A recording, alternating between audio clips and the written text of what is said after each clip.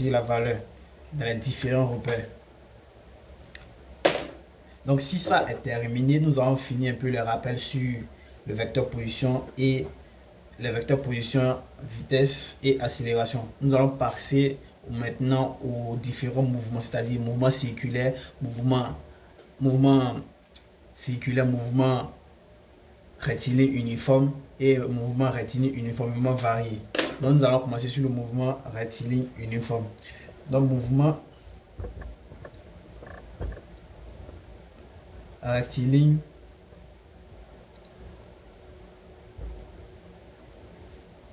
uniforme.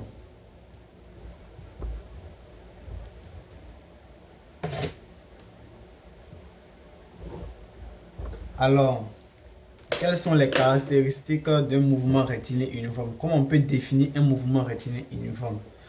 On définit un mouvement rectiligne uniforme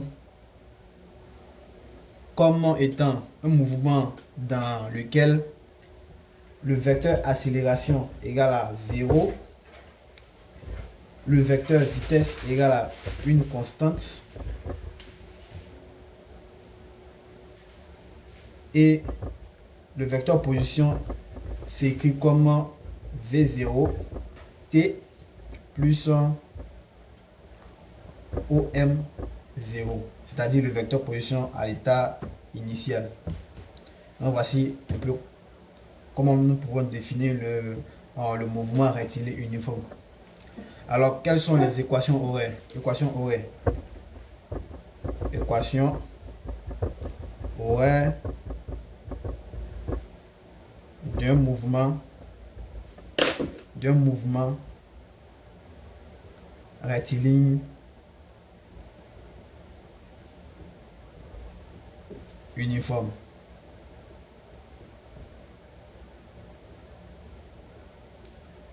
Alors, l'équation horaire, nous avons quoi? Ici, nous avons dit que la vitesse est une constante. Donc, si vous voulez, vous pouvez mettre l'accélération dedans. L'accélération ici fait 0. La vitesse V égale à la vitesse 0, V0 à l'état initial. Et le X égale à quoi? Le X fait V0 T plus X0. Ça, c'est la position à l'état initial. La position à l'état final. Bon, la position dépendante du T. La position dépendante du temps. Ça, la position à l'état initial. Et V égale à V0, c'est-à-dire la vitesse ne change pas. C'est un mouvement rectiligne uniforme. On dit c'est uniforme, donc la vitesse ne change pas. Et l'accélération, vu que la vitesse est une constante, pourquoi l'accélération est égale à 0? Vu que V est une constante, donc la dérivée de V sur la dérivée de T égale à 0. C'est pourquoi on dit que l'accélération ici est égale à 0 pour un mouvement rectiligne uniforme. Donc pour un mouvement rectiligne uniforme, voici les informations que nous avons. Alors sur ce, nous allons passer au mouvement rectiligne uniformément varié. Alors, mouvement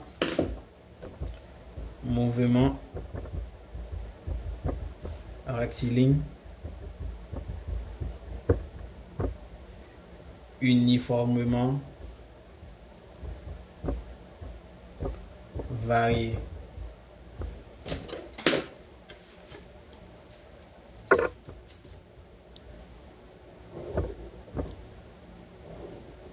Comment nous pouvons définir un mouvement rectiligne uniformément varié? Comment se définir un mouvement rectiligne uniformément varié? On parle de mouvement rectiligne uniformément varié lorsque le vecteur accélérateur est une constante et sa valeur aussi est une non constante. C'est-à-dire le vecteur accélérateur ici est une non constante. Et A aussi est une non constante. Sa valeur est une constante. Alors, quelles sont les équations horaires? Donc, équation horaire. Les équations horaires.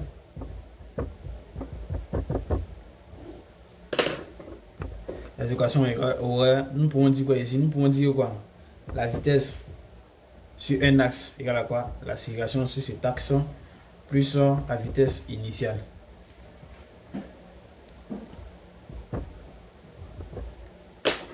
Donc ici, la position se définit comme étant quoi? La position se définit comme étant 1 demi de A, X de t carré plus V0 x de t plus x0. X0 étant la position initiale. A, l'accélération. V0, la vitesse initiale. Donc ici nous allons deviner quoi? X0, la position initiale. AX, l'accélération du point mobile.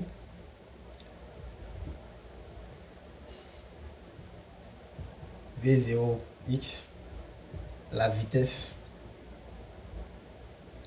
initiale du point mobile.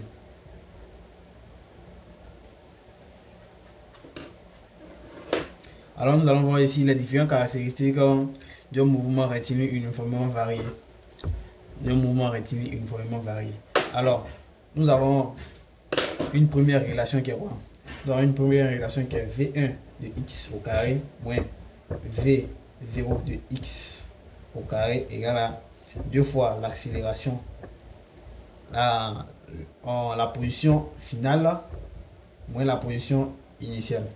Donc ici nous allons définir ça de façon générale. Donc ici nous avons quoi?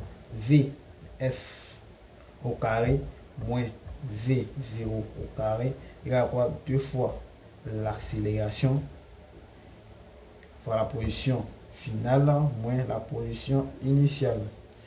Donc ça c'est une relation très importante à connaître.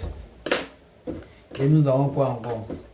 Nous avons ici lorsque l'accélération fois la vitesse,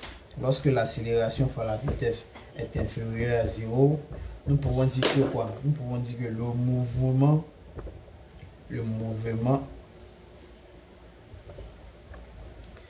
nous pouvons dire ici que le mouvement ici est retardé.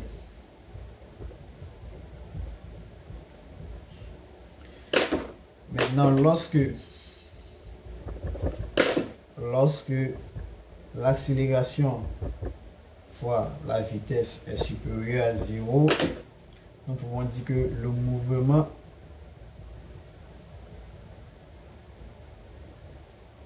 est accéléré.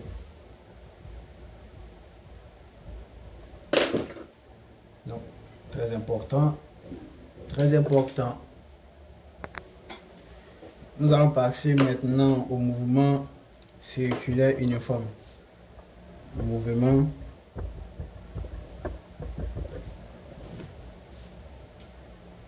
circulaire uniforme.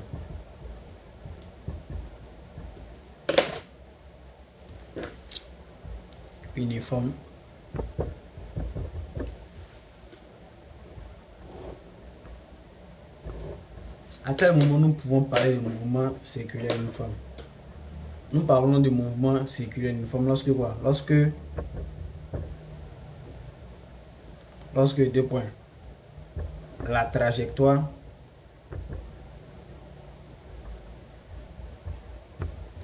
est circulaire.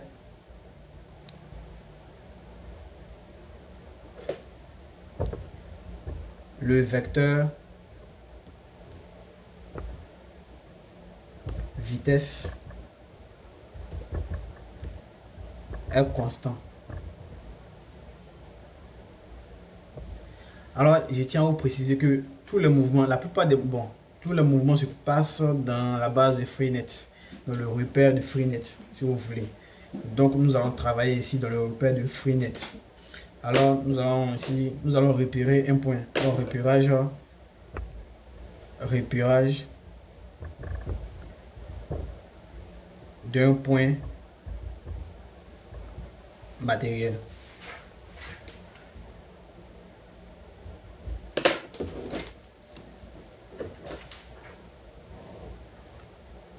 Alors ici, je vais représenter, je vais vous montrer comment un point matériel se repère. ici, un point matériel se distingue par ses coordonnées. Donc, par ses coordonnées cartésiennes.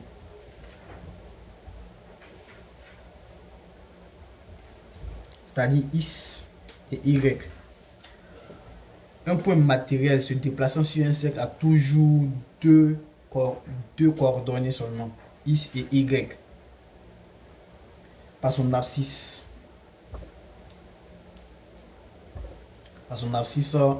Curviligne.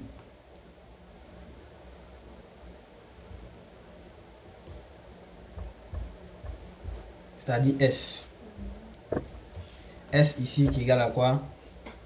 S fait toujours M0, M.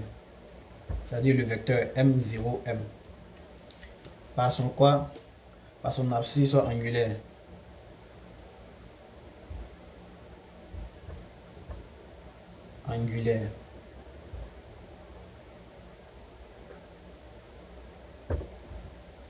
Theta. Theta égale à quoi?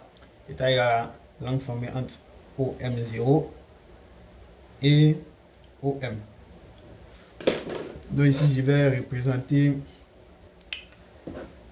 un mouvement circulaire. Donc, on a dit ça, c'est défini par le repère, la base X, Y, à les axes X, Y, donc X ici et Y ici. Donc, je trace un mouvement circulaire ici. Excusez-moi. Donc, je trace un mouvement circulaire ici qui descend en un point M0 ici. Et ici, je repère mon point M. Je repère mon point M. Mon point M est repéré, comme nous avons dit ici, par les coordonnées X, Y et X, par son abscisse angulaire M0, M, et par son abscisse curviligne M0, M, et par son abscisse angulaire qui est θ ici. Nous allons mettre θ ici. Donc ça, c'est l'abscisse angulaire. Donc ici, si nous projetons, ici nous avons quoi?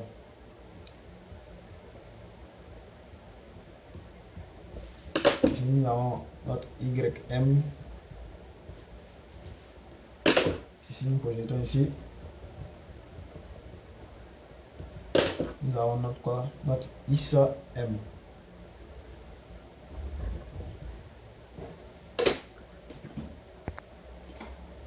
Donc ici, après, si nous projetons ici, si on prend X, si nous projetons sur l'axe X, si nous prenons M, si nous projetons sur l'axe X, nous avons M à pour coordonner quoi? X égale à quoi? Y égale à quoi? Donc ici nous appelons ici le rayon R. R ici, c'est comme le point matériel décrit une trajectoire circulaire du rayon R. Donc si nous projetons, ici c'est la position X, ça c'est la position X, ici c'est la position Y. Donc ici si nous projetons, nous voyons quoi ici?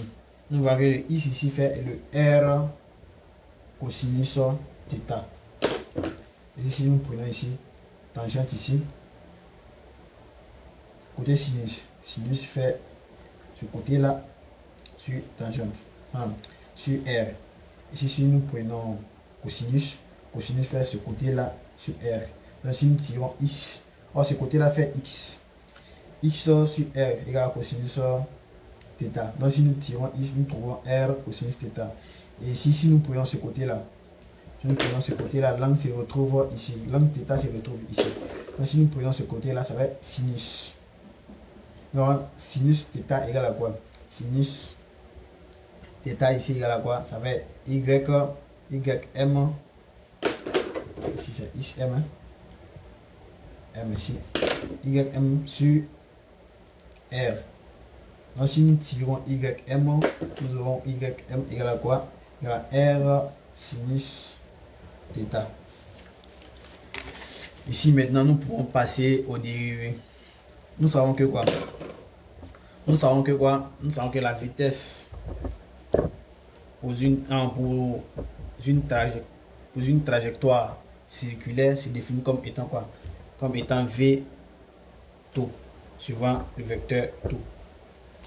Ici, nous pouvons définir le vecteur tau. Le vecteur tau c'est défini comme étant comme ça. Si nous prenons un sens ici, le vecteur tau c'est défini comme le vecteur tangentiel. Ici, tau. Et ici, on avait le vecteur normal qui est perpendiculaire bien sûr à tau. Ici, c'est le vecteur normal. Et ici, nous avons la vitesse. Donc, on dit que la vitesse suit toujours le vecteur tau. Ici, nous avons la vitesse. Or, nous avons dit que la vitesse, c'est défini comme quoi? V tau suivant tau. Avec V tau ici, qui fait la dérivée de S sur d dt. Alors ici, nous avons dit que quoi? Nous avons dit que S, nous avons dit ici que S égale à M0M. Non, S égale à M0M. En termes de norme, S égale à M0M. Donc si nous prenons M0M ici, si nous venons chercher M0M, ici nous savons que M0M ici, c'est un axe de cercle de rayon R et d'abscisse angulaire θ. Donc M0M ici, ça fait R θ. Donc ici, si nous remplaçons ici, donc nous avons quoi? V égale à quoi? Ça va la dérivée de R θ sur d dt. Nous savons que θ ici s'exprime en fonction de oméga et de t. Donc la dérivée de R θ ici va donner quoi? Oméga R avec R égale à une constante. R c'est le rayon, donc c'est une constante. Ici c'est suivant tau. Donc ici c'est suivant tau. Donc ici si nous calculons la valeur, de V, ça fait quoi? La racine carrée de oméga R et tout au carré. Ici ça va donner R oméga. Le vecteur accélération. Nous avons dit que quoi? L'accélération se définissait comme quoi? L'accélération se définissait comme l'accélération normale suivant n plus l'accélération tangentielle suivant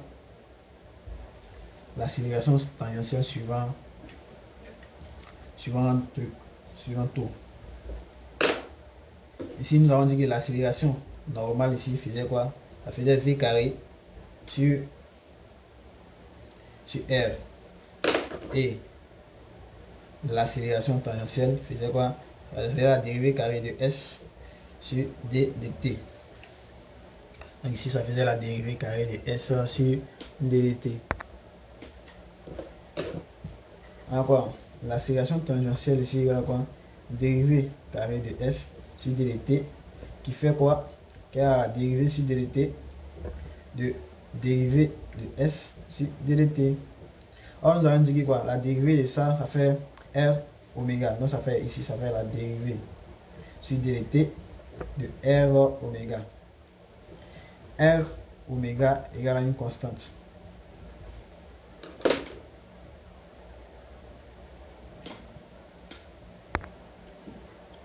Je m'excuse beaucoup pour le problème qui s'est posé de suite. Ma batterie était déchargée. Donc nous pouvons continuer ici. Donc nous avons dit que quoi? R oméga ici est une constante. Donc ce qui veut dire que la dérivée sur dt de quoi? De R oméga ici égale à 0. Donc nous pouvons dire ici que l'accélération tangentielle ici égale à 0. Donc ici A, l'accélération ici ne dépend que de l'accélération normale. Donc A égale à quoi? V carré sur R suivant N. C'est la conclusion que nous pouvons tirer. Donc on dit, nous allons ici dire certainement que l'accélération ici est centripète.